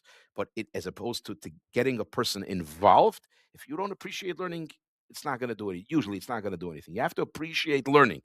Once you appreciate learning and understand what learning Torah and Koch and Torah means, and then you learn the Rebbe's Sichos, and you learn the Rebbe's Ha'odis, and you learn even the Shimis, it's harder, the Sikhin is harder. It gives you such an oir chodosh on every single sugya, and you have to like that. You have to appreciate that. And as Yidden, we're supposed to, not just Lubavitch. Every single Yid is supposed to. You're supposed to be able to talk to another Yid, a vort in Torah, and it's supposed to get a person excited. That's a meidetike vort. And the Rebbe's Torah, the Rebbe is. You can talk about it from so many angles. There's the lishitosis of the Rebbe, the machloikis and svaras similar to the Rogatchover. I remember this Fabrengen Purim Mem Zayin, where the Rebbe spoke then about the gadlus of the Rogatchover. Purim Mem Zayin. It's a huge Fabrengen Mashiach. A lot of different. The Rebbe used it. The Rebbe said it's like one of the novelties of the Bria. Of the Bria, the Rogatchover's game. It's correct. So and the style of the Rogatchover. So I remember. Rebbe compared it like to the atom bomb, right? That's the same sichur. I was young then. I've seen that Fabrengen afterwards, and there's also a lot of aces about Mashiach, similar to what the Rebbe spoke in the later years. Different. It was a tremendous Fabrengen. Anyway, so afterwards, Rabbi Garari in Detroit, we were kids. We were 14 years old. So he told us, I'm telling you, the Rebbe was explaining about himself also, because the style, the Rebbe liked the Rogatchover. He was bucky in all the Rogatchovers for him, that his style is similar to the Rogatchover, to peel away and get to the Yesodis Hadover and explain all that. But these are all peratim when you start to appreciate Torah, When you start appreciating Torah, you start to appreciate what is the Rebbe doing here. And the Rebbe's nekuda is, what I find with the Rebbe's Torah is, usually you have certain ge'enim, Talmidei Chachamim, that they have a kav, they have a schnit. You have the schnit of Rabbi Chaim Brisk, the Brisker schnit. You have the Rogatchover schnit. But the Rebbe, there's no schnit. You could learn different styles of explaining a sugya, to detailed cheshbon, to Kabbalah gematriyos in certain sikhs. The Rebbe goes to a gematria. There's a whole binyan about a gematria. It's not our style, right? That's the sort of Polish style. The Rebbe goes and gets the nekudas over just with that. So there's no real one schnit of, you can say that this is, I mean, the etzem one schnit that's obvious that all chelki and Torah of Torah are connected one to one, and therefore you can learn it in different ways. Nister has to fit with nigla and whatever. That's one malach, obviously, but it expresses itself in so many different areas. For example, the marshal punkt. I love this Rishima because I couldn't catch my breath when I read the Rishima, learned the Rishima the first time when it came out. I don't know, Tafshin Nun Ches, whatever it was, close to 30 years ago. So the it's Shimis Chafalef. Everybody should learn it because it's unbelievable. Number Chafalef, Cheveres Chafalef Bat Vayishlach. How Levi became Bar Mitzvah Boy Bayoim, that the story happened. The Rebbe goes to the Cheshbon. He never said this Bafabrengen Bachla. It's, by the way, fascinating that the whole Shimis, which is one of 3 huge books, almost nothing that the Rebbe speak afterwards Bafabrengen. Almost few things he did. In fact, some parts are mamash in the Kutasichas as well. But even Kloli, almost 100%. It's all new material, the Stama that the Rebbe spoke throughout the years, and this he never spoke about.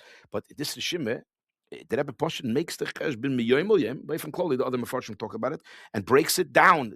This is not a shnit, this is ge'enis. It's not a shnit, this is not a mahal, it's Poshet ge'enis. And if you appreciate Torah, you can't catch your breath when you learn that. And if you develop a taste to appreciate what the Rebbe is doing and how the Rebbe goes tifet and tifet and tifet, you really develop an appreciation for that. You connect yourself to the Rebbe's Torah and you continue learning it. But it's very, very important to remember, learning something like once and not properly is not going to get you there. It's nothing. Learning the first time or just learning a sikha because you have to be Yetzirah and learn a sikha, and you're not really misamik in what you're learning and sort of think about what the Rebbe is saying, whether it's nigla or whether it's chassidus. It's I can't say it's worthless, obviously, because there's an inyan of learning, right? The Shem learning. But if you want to become part of it, you have to chaz it again and again. And actually, this whole project, not project, the halikut that the bochurim for the yeshivas, only a certain amount of bochurim can join. Obviously, probably because of funds. There's no money to start giving prizes to everybody. That actually does that, and you see it. The bochurim chazer and they chazer and they chazer and they chazer it, and they push it, end up knowing it. I would always suggest to people, whenever you learn now, you're going to forget it, and then you chazer it again in a year. It comes back all, and it's a tremendous limud. So it's something that we lived with at the time with the Rebbe's Torah, because there was new Torah coming out, the Kuta Sichas coming out, and I remember those Sichas because I learned it b'shaitoi. Okay, so those Sichas, some of them I remember even better than a Sicha that I learned last week, because you lived with it when it came out. I was connected to Sichis, not to the Maimorim so much. That's just me. But my Chaverim, for example, the Maimorim is what they were connecting to tremendously. And you can pick. You can't, unless you're mamish a genius and you spend learning a whole day. And there are those, Baruch Hashem, in Lubavitch. You could write them an email. Where does the Rebbe talk about any sugi and any topic? Boom, in a second they'll give it to you. Kol hakavod. We need those people. But whatever talks to you, and from there you'll develop an appreciation and a connection with the Rebbe's Torah, which is ultimately his kashrus. But you can't forget the first nekuda. You have to have a koch in London. The truth is, if you don't know enough Torah or a lot of Torah, you really don't know what the Rebbe is talking about. Most of the Rebbe's sichos are already step 2. You have to know what's flying. You have to know some Torah. And if you don't, you have to learn it with someone who can tell you. And the truth is, it's been again the Maimorim as well, and the Kutatera as well. The Alter Rebbe and the Kutatera is referencing almost always Gemaras and Midrashim. If you know that sugya, you'll see it's a different Maimir. Happens to me. I don't know a lot of the sugyas that the Alter Rebbe is talking about, especially Tanakh. I don't know. Most of it's Tanakh. But if you know a particular sugya, and then you open up the Maimir, right, of the Kutatera or the Rebbe's Maimir, and you know what he's talking about. Otherwise, you think you do, and you really don't. But you see in videos when the Rebbe starts speaking Rambam, I guess also you see like Bochurim grabbing a Rambam and start looking inside.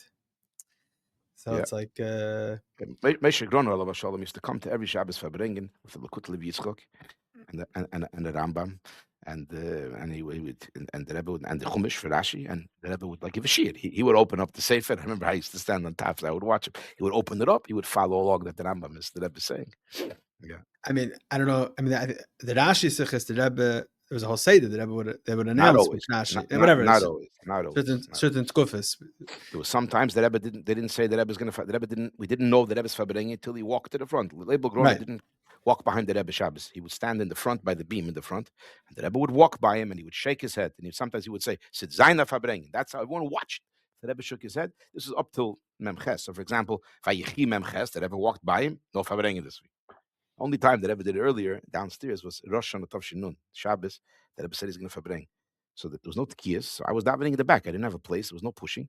The Rebbe walked into shul, and right when he walked in, he turned to Label Groner and says, "Halb schon noch in davening mit seiner Verbrengen." Half an hour after davening, we'll Verbrengen. So in the back of shul, we already knew this Verbrengen till the news traveled. So when I learned by your father in Miami, so I think every single shir he brought in Likutei Sichos. Okay, he connected it to Likutei Sichos. So it could be part of it. I know we're not fixing all the problems, but I think maybe part of the issue is that you're learning all day in yeshiva, and then like chayus at night after chassidus at night at 9:30 at night, people just say the sichos. People are like with donuts. They're learning the sichos, and it's like an extracurricular activity. So you mentioned halikot, which is a beautiful thing that's happening in the yeshivas through the Yeshiva Tomchei Tmimim that's making a kach in the sichos. My question is, when appropriate, I don't know what's happening in yeshiva today, but is it appropriate to have it incorporated as part of the limud? So, Let's say if there's a sugya that they're learning that there's something from the Rebbe.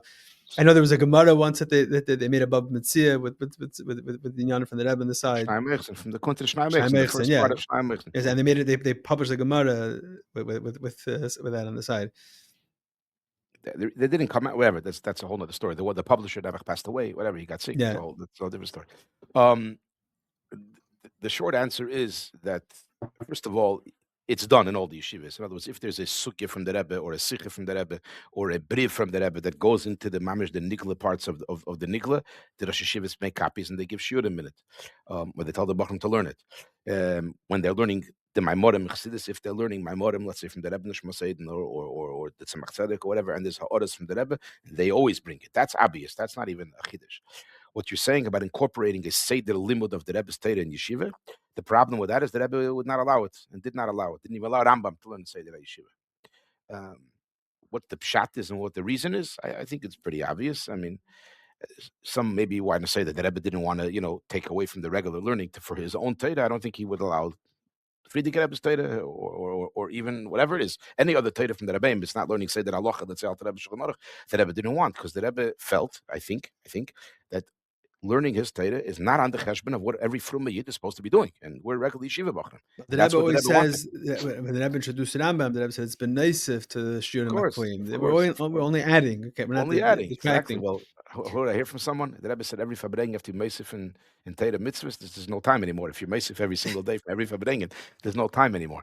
No, the Rebbe didn't want that, so therefore it's not a conversation. The bottom line, regardless of what we think and what we want, it's definitely, you could do that based on Yitzim and Aklal certain times. Look, my father still, Ada Yemazeh in Miami, smack in the middle of the afternoon, say they gives a half an hour. It started off as a Mashiach shir, when the Rebbe started cooking in Mashiach. When I was there in Miami in Nun Gimmel and Nun Daled, it was still a Mashiach shir, and now it developed into the Likutei shir. I think there are people in Galite that come to that shir, because it's a very, very good shir. It's a half an hour, smack in the middle of Seder.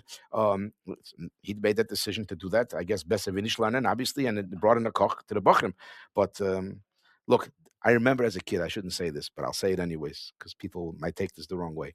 I remember as a kid, my father farbrengen with the bochurim. I guess it was in my house, because I was there. Why would I be there? I was a little kid. He was farbrengen, he was shikir, and he was screaming at the bochurim, how is it possible that I don't walk by your table and you don't right away hide the Likutei Sichos?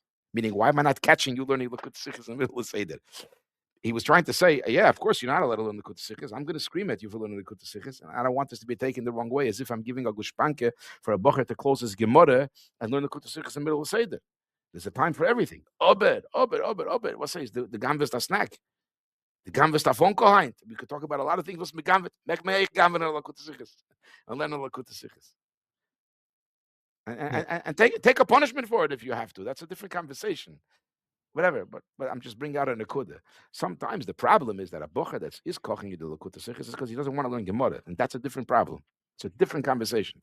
The bochur that wants to learn Gemara and also wants to Lakuta Sichos, fine, okay, you have to find the balance. Right. And I guess you're saying an important point that you have to have a koch and teira in order to even appreciate this. I mean, if you watch a Fabring, if you don't know, forget about if you're not going to understand. Oh, that's part of understanding of Fabring is getting used to the Rebbe signature, but you have to be able to know the lingo of Torah. The lingo. Rebbe was talking about the Rebbe spoke to children different.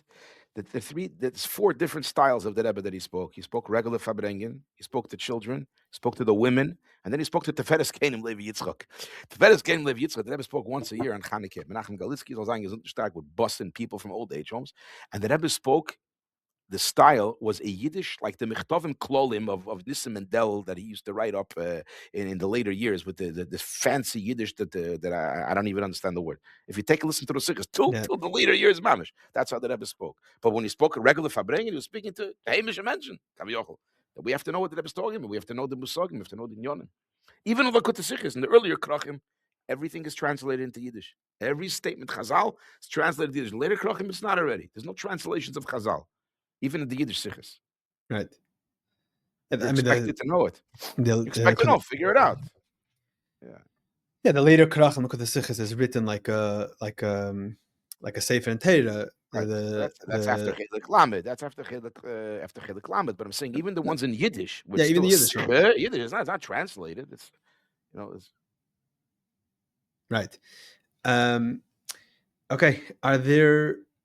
You said that are there certain inyanim? I have a question about the Rebbe's Torah. You said that the Rebbe's all different styles, right? Is there a unique inyan that's like unique to the Rebbe in Rashi? Clear, the Rashi. Absolutely, not even a question. I mean, the Mashpim could probably tell you about the Rebbe's Maimorim, probably better than me, but in Nikla, that unique style of breaking down the Rashi like that in Pshut Shel Mikra. I mean, I'm not such a bucky in all the other Svarim, but that's something unique. And the Welt understood that B'shaitoi. Those that knew, they just wrote now. The Vat told me that we gave out now Tishrei. They gave out a whole because it's so many years from the Rashis. They gave out a whole arichas, and they did a very, very good job on that. They did a very good job on that. Yeah, I interviewed someone, Ari Basovsky, and he said that there are people in Crown Heights that still live there, not Lubavitchers. People started coming to Fabrengens because this is like a whole, especially Amaleki Yidden, that today, in the Leim De Teira, I don't know how much of a focus there is in Chumash Rashi, but for sure, Amaleki Yidden. The Rebbe would ask obvious questions. They're like klotz kashers, like you're not like, what are you talking about? Like, the Rebbe would ask, and like, really, I was embarrassed or scared to think about such a question because chas v'sholem, you're being koifer b'teira kula, Right, and it's also a chiddush because the way the framework of what is a question, the klali Rashi, right? That's a chiddush of the Rebbe. A lot of these klalim, right? I think some of them are from before, and some of them are chiddushim of the Rebbe, right? Yeah. The Rebbe they wrote the klali Rashi that the Tuvia Blei wrote was based on the Rebbe's Fabrengens. Yeah, but there are certain klali Rashi from previous Svarim, I believe. Yeah. Right? But a lot of them are not in previous Svarim. Correct. Most of them are from the Rebbe's Chiddushim. Most of it's from the Rebbe. A lot of the Klali Rashi that we have in Lubavitch today, that the Rebbe made those Klolim throughout the Fabrengens. And the Rebbe wanted it to be compiled, and he did that, and the Rebbe gave out the Sefer. So the Moshel, there are other Svarim Klali Rashi, there's Klali Rambam, there's Klali Ashas, there's many Klolim, but the Rebbe broke it down to Pirtei Pratim. Right. That's, I think, where you see the Rebbe's Koyach, and it's amazing. I think so. What about when the Hadranim and the Rebbe explains like that there's like Bavli's b'machshakim mishivani, and then that, and like throughout, therefore there's many sikhs like that. Okay, that's the Rebbe. That's the Rebbe's shnit. But Yeah, that style Is that a probably chiddush of the also Rebbe? I would imagine. I would imagine that's a chiddush of the Rebbe to go into the first, like the siyum of Masechta is supposed to represent what Bavli is, and the siyum of Yerushalmi is representing what Yerushalmi is on every single Masechta, because it's sort of expressing who they are, and that's what the Rebbe goes through. Holarichis, the Fabrengi you were talking about, Terosim Ishtameres, Terosim Isbareches, Merogachover, that Rebbe explained there. There's a number of sichas like that. Yeah, I would imagine that's the Rebbe's chiddush. But how many Hadorim are there? Yeah, the Rashi sichas is like Einer, noch an ander, noch an ander, noch an ander. It was every week. Yeah. I mean, another Indian, like you mentioned before, that by the Rebbe, you can basically choose which thing talks to you the most. I mean, you see that in one Fabrengen. I don't know, Shabbos take a Fabrengen. There's the first two sichas is one Indian, and there's the Rashi sichas a different Indian. Then and there might be somebody that you said that the Rebbe said, why all of a sudden is everyone listening when I speak about Inyane Ha'elam? But there's someone that gets very attached to the Rebbe Sicha and Shleimus Haaretz. I mean, this is also part of the Rebbe's outlook. It's part of the Rebbe's view. That's why the Rebbe spent time talking about it, obviously. So, I mean, it's different, but it's not only that. The Rebbe said a story for some people. He said a derech hatzachos for some people. Tifin nigla for some people. The first time I had to darshan somewhere, I asked somebody advice. He says, try to do like the Rebbe. Try in your 10 minutes to say something that everybody will like. One guy likes a joke, say a joke. One like it. And like this, you get the crowd. I mean, it's difficult, obviously. But yeah, 100%. There are some people who stood by Fabreg and didn't understand a word of Yiddish. And the Rebbe made with his hand. There was a guy who stood next to him by Fabreg and didn't understand a word of Yiddish. What the Rebbe would make with his hand, he would go crazy. And he would go, come on, Rebbe, get up. Get up already. This was his chayus, and the Rebbe stood up and danced. Yeah, this Fabrengen that we keep on referencing, he said the Ragachover, in the middle of the Hadran, the Rebbe said a story of the Ragachover. It was connected to the Siyum, Misbareches, Mishtameres, but like the Rebbe said it Fiarech Barichas. Yeah, like the Rebbe said the story. So he said the story, yeah. Story, yeah. Okay. And okay, so I think that's kochen in the Rebbe's Torah, and that's it. That's 100%. And with Avsach kochen and Torah, you can't koch only in the Rebbe's Torah. You have to make sure that people understand that. You have to push it kochen Torah. With Aflan, the Rebbe expected his bochurim. He expected his bochur. The Rebbe told Monkey Gruzman and Yechidus, he said, L'chur and Lubavitch, he said it in the Jemitz interview. L'chur and Lubavitch, let me tell you the Shema. By the Litvakis, you learn to become a Godel, and it works. By us, we're not learning. The Rebbe said, no, there are three reasons why we learn Shalei L'Shema. Number one, to verstehen Chassidus. Number two, to weisen the Misnagdim as Chassidim can learn. And number three is Kashrus. This was the Shalei L'Shema, the Shalei L'Shema of the Lubavitch Bochur. The Rebbe literally needs us because it's neget afot samayonis. Forget about the etzem mitzvah and the etzem teira. Obviously, afot samayonis. You want somebody else to learn chassid, right? You need to be on the same page. Afot samayonis, trying to understand. If you don't learn, why should I learn your chassidus if you don't learn a word? But you have to show that you know it. You don't have to be a goyin, you don't have to be a Rosh Yeshiva, but you have to show that you koch sich in London, that you're learning Torah, and you're a Yedeh Sefer. The Rebbe expected that from every single bocher. Ad kedei kach, merkeshlichus, to go on merkeshlichus till today. You need to fill out on hola. I filled them out all for the bochurim. You have to be able to have an inyan and nigla and an inyan chassidus to be able to. What do you need an inyan nigla for? You're going to sell svarim and you're going to put on tefillin for you. No, that's how we're going to influence the welters with Torah. That was mitzvah Torah, but a whole other conversation. But that's very, very important. And the bottom line is, I have yet to see anyone that's a boki and knows the Rebbe's Torah that's also an amor. It's not possible. And they're not becoming only Talmidei Chachamim from the Sichos, which, by the way, will work as well.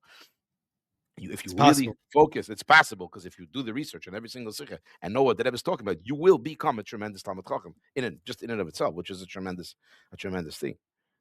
I remember I got heckled once. I once spoke to Bochurim, speaking about the Rambam. I koch a lot of Rambam, Baruch Hashem. My father, my Makir Toiv, that I'm learning Rambam since the beginning, almost. I mean, I missed here and there, obviously. So I said, you learn Rambam, you're Makusha. You also end up knowing Kol HaTorah Kula. I was haste, this kashes at the Rikit, say that. Shkoyach. Bottom line is of it. I think that's what the Rebbe said when he started the Takana, no? Of course. Kol HaTorah Kula, Machat Klal Yisrael. But anyways. Okay. So Shekech Rabbi Schapiro. Studus Tevis, Agut Yontiv, Shana Teva, Tikosevu, Vesechasemu, Belimud Achsidis, Bedarki Achsidis, Tikosevu, Vesechasemu. Amen. While I'm on that subject, I'll just add a little plug over here. So it says in Sefer Menhagim that our minig is not to say Lashon HaTeva b'Lashon Rabim Tekasevu v'Seichasemu. You say Tekasev v'Seichasim like the Alter Rebbe wrote in the Siddur. But here it says Tekasevu v'Seichasemu. The answer is Poshet. What the Rebbe meant is, we don't say to a choshev v'yid, "Irizol tobna agutior." But when you're speaking to a rabbim, you take a say tikosevu. And I think when the Rebbe spoke to the women before Yontif, he would say tikosevi v'sekosemi. Although that's what you're supposed to say. It doesn't say it in the Siddur. So obviously, when you speak to a rabbin, you say tikosevu. When you speak to a yochid, even if he's a choshev v'yid, you don't say irizol tobna agutior and shonateva tikosevu v'sekosemu. And another, Yeah. just a note. It says belimud chassidus. Ubedarke hachsidus doesn't specifically say darke hachsidim. Now there are places that it does say darke hachsidim, but you have to make sure that whatever the darke hachsidim that you're trying to emulate should be in sync with darke hachasidus. That's just a point. There's a lashon that the Rebbe used a lot in the Fabrengens, I think in the early years especially. Hadracheseha o minhageha. Yeah. So that's like darke chassidus means hadracheseha o minhageha. Of what of the chassidus, yeah. Chassidus. Okay, Okay, the have a lot about tzlocha, kol tuf. Amen.